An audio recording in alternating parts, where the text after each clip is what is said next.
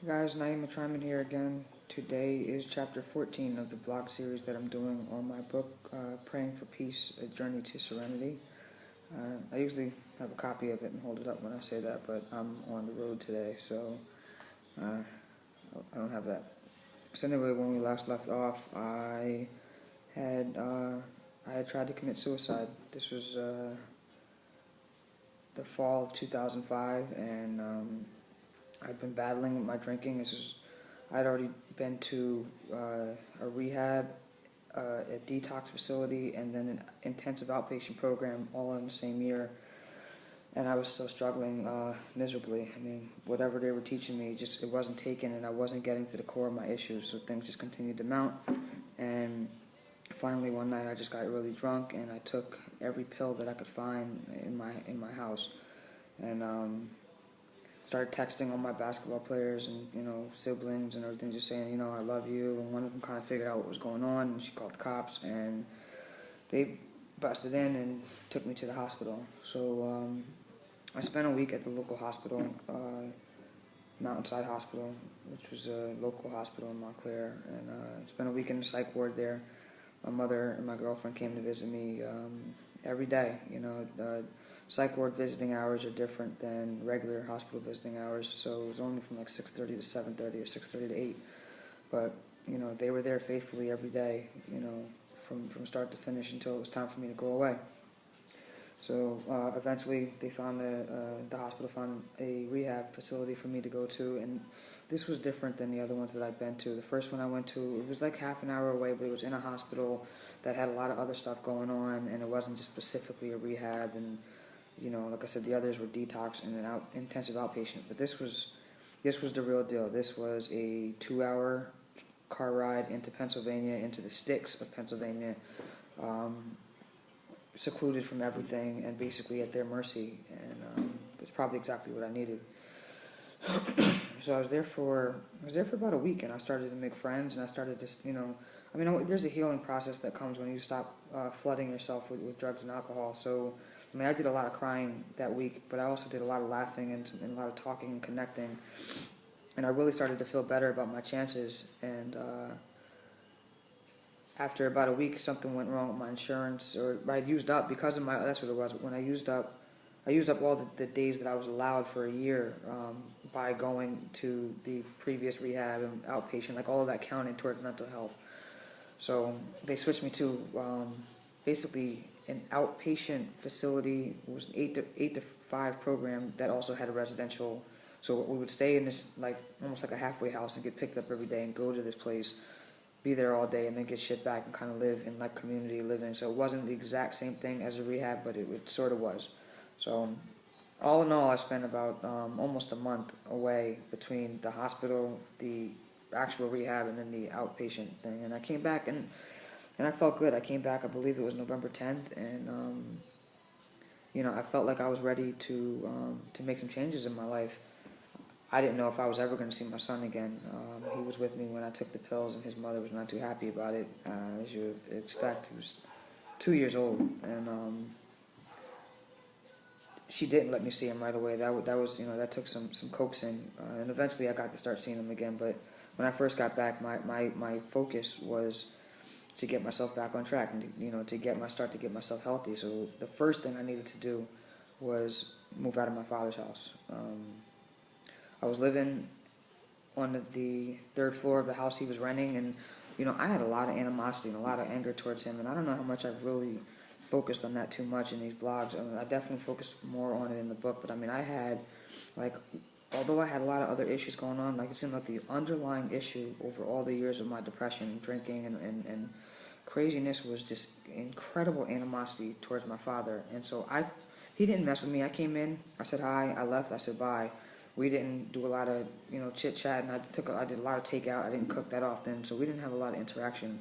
But I still couldn't live under his roof anymore. I knew I would never stay sober that way. So it just so happened that the apartment where my mother was renting, there was an apartment below her in this duplex that it was a basement apartment. It was a 1-room studio, like a bedroom, a kitchen, and a bathroom. That was it. that was opening up. The guy that was her landlord was somebody that both of my parents had known for years. Their rent was going to be like $650. He didn't charge me a security deposit. I didn't have great credit, so it worked out. And then within 5 days, I had moved all my stuff out of my father's house, and my girlfriend and I moved into this apartment. And it was also good that I was underneath my mother, so she could kind of keep an eye on me while I tried to recover. So that all that happened really fast because of the fact that she knew the guy, and it happened like within a series of 5 days. So I thought I was going back to work. I went back and saw my doctor. My doctor cleared me and said, you can go back to work. And then my job sent me to a forensic psychiatrist, and he evaluated me for an hour or two. And his analysis was that I was not ready to go back to work, and that I needed to take a 6-month leave of absence. I needed to go to a therapist once a week, a psychiatrist once a month, and AA meetings at least 3 times a week, and I needed to do this for 6 months without having the pressures of work on my back, and then be reevaluated. So I still, I figured, okay, that's fine. I'll just, I'll get disability, but I didn't get disability, and so now I didn't sign a lease, but I had just, gotten this apartment, and I didn't have any source of income. So I quite honestly, I don't know how I got through that period. I know that my mother worked a second job. My mom helped me out. She helped me make arrangements with public service. I believe I worked some odd jobs. I don't know, because before, I came home on November 10th, and by December 1st, I was back to drinking. When I wasn't yet prepared to have those kind of setbacks and those kind of falls. So, here I am coming home with a head of steam, thinking I'm going to go back to work and redeem myself. And this guy says, nope, you don't get to go back to work, and good luck with income for the next 6 months. And I was living rent free, and now I wasn't, so that stressed me out, and I went back to drinking. While I was at rehab, I wrote my father a really long letter, and I delivered it to him, and that didn't go well. I left it at his house. I came back a day or two later. It was right around Christmas time, and he had taken a tack and attached it to a door in his house. It attached a will. The letter that I gave him and a copy of his will. I have no idea what his intention was, but he also gave me a letter that said, "Talk to me when you have an education. I don't regret anything I did. I raised you guys the best I could, and you don't know what you're talking about." So I ripped the will up and threw it all over the place. And, I mean, there was so much anger and issues with my father and I. So I left, and I don't know, about a couple weeks later, I got really drunk, and I wanted to go back to the liquor store, and I couldn't find my car keys. I had a car that it only worked for like a month, but it was working at this time. And I couldn't find my car keys, and I couldn't find my debit card, and I knew where I put them. And I knew that my girlfriend had taken them and hidden them from me, and I was just really in no mood to be discussing it. Like, I felt like it's my life, I can do what I want with it, and you have no right to keep me from it. So we got into a big fight, and I ended up punching her in the face, and I'm not proud of that at all. This was probably the darkest period of time in my life, and I busted her lip, and when that happened, I was so ashamed. I'd come from a household where I'd seen my parents fighting, and I'd seen violence, and I'd seen, an inability to resolve conflict with any kind of maturity or thought, and I swore that I would never live that way, and here I was now repeating the cycle with somebody that had stood by my side while I acted like a complete jackass and struggled with this drinking. So I got on a bus and I went to Virginia and stayed with a friend, and when I did it, I was still in a blackout.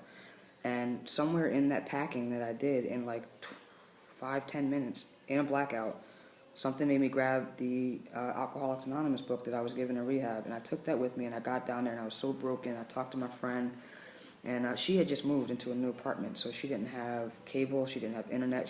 I was basically in her house alone while she was at work. And so I read the first 50 pages, or the first 100 pages of the first 7 chapters of Alcoholics Anonymous, and things started to click for me, and started to make sense. And so I came back to New Jersey, and I stayed sober for like 50 days. I was going to meetings every day. I finally got Shaquan back. Me and Shaquan were hanging out heavy. We were going to the park every day. I was taking good care of him. Because I wasn't working, he was staying with me for like 7, 10, 15 days in a row. And it was me and him. And although my girlfriend was there, she was almost kind of like an afterthought. Like, it was about me trying to stay sober and me trying to, raise this kid that I had, become so deeply invested in. One night I didn't have him, and I was doing well, and I don't know, I was just itching to drink. And my girlfriend, it was her birthday, and she was going out with her friends, and I didn't want to go and be around the alcohol, supposedly. And they left, and I just was itching to drink. And I went to the liquor store and I got some liquor, and I came back, and they actually came back. When I got back to the house, they were there, and I don't know why. So I went and my car at this point didn't work anymore, but I went and just put the bottle in my car to go inside and wait until they left. And I don't know, I guess she had a feeling that I had done something shady. So I went and I drank, and they came back even later, another hour later. They still hadn't gone to the club, and now I was drunk, and we got into a fight, and I hit her again, and this time it was her birthday. And I know the next day her family had a birthday party for her, and she didn't even stay. She went and picked up a plate and she left because her lip was busted, and she didn't want to explain it. And it was such a low point for me. And I was in such despair, and I didn't know what I was doing, and if that wasn't low enough, then I think probably one of the most major events in my life happened. At this time, like I said, I had Shaquan a lot, and I didn't have a lot to offer him in the way of money and gifts and toys and all that, but I loved him, and I gave him a lot of time and attention. I took him to the park when it wasn't too cold outside, and he never wanted to go home. Every time I told, I would even warn him, hey, listen, Mommy wants to see you. She misses you. I'm going to have to take you home tomorrow. And he would just, look at me, and he used to call me Nana. And he'd say, no, Nana, I can't see Mommy. I want to stay with you. And it would break my heart. And I would, sometimes I would even barter with her for another day or two. And, every time I brought him home, he would cry. And I was on the bus. I would take 2 buses to take him home. And he'd be fine walking down the street after we got off the bus. And then when he saw there was a Chinese food store like less than a block away from their house, and when he saw that sign, he would always start crying. He knew we were home, and he would, he kind of felt like he felt tricked, and he would start crying. And I would kneel down and wipe his tears and apologize and tell him that I would see him soon, and he didn't want to hear it, So usually I could calm him down, but this day he was inconsolable, and we got on the front steps, and she heard us coming, and I didn't have time to calm him all the way down. And she came downstairs, and she started screaming and yelling. She snatched him up, and she brought him upstairs. And I kind of sat on the stoop and waited for her to come downstairs. And I didn't like the way she snatched him up, but I knew that she had all the power in the situation. She came back downstairs and told me that I couldn't see him anymore, that he had to learn how to act when he came home. And I'm like, he's 2, and she didn't want to take any accountability for anything, so I basically just had to wait until she felt better about the situation. But, I wasn't completely sober when I had him, but having him helped me stay sober a lot. And when she did that, a week went by, 2 weeks went by, she still wouldn't let me see him. I went over once, she wouldn't let me see him. A couple more weeks went by, I was drunk. My best friend came to visit me, and I didn't tell her what was going on. I asked her to take me to go see my son. And I went over there, and I begged his mother to let me see him, and he said no. She said no. She said, you're never going to see him again. And I couldn't handle that, and I got up off my knees and I punched her in the face. And so that was 3 people that was 3 times I'd hit somebody in a span of like 3 or 4 months, and I'd never hit anybody in my life outside of the dojo, but that's just where I was at. And I woke up the next morning, and I didn't even remember. My best friend told me what I had done, and I got this feeling in the pit of my stomach, and I was just disgusted with myself, and I went on a complete binge. The softball season started. I was umpiring games drunk. Everything I did was drunk. And sometime in the middle, maybe late April, early May, I woke up and I had a gash across my wrist. I don't know if you can see it there, whatever. But yeah, it's healed now, but I had taken a butcher knife the night before and ran it clean across my wrist. And I realized then that if I did not stop drinking, the pills were a cry for help, I think. But that I don't even remember slitting my wrist. That was in a blackout. That was the product of misery.